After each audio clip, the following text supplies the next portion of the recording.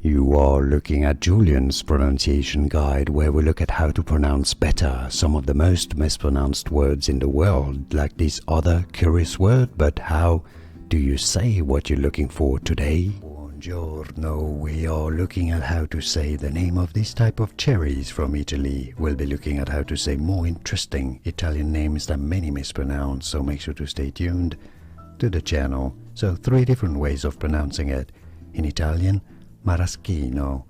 In an English pronunciation that is close to the Italian one, Maraschino. Now in English, this is generally pronounced as Maraschino for some reason. Or even though in Italian really it's a k sound, because ch in Italian is k, not ch. Maraschino, Maraschino. Here are more videos on how to pronounce more confusing words and names too many mispronounced. Like this video if you found it useful. I appreciate your support. I'll see you soon and thanks for watching.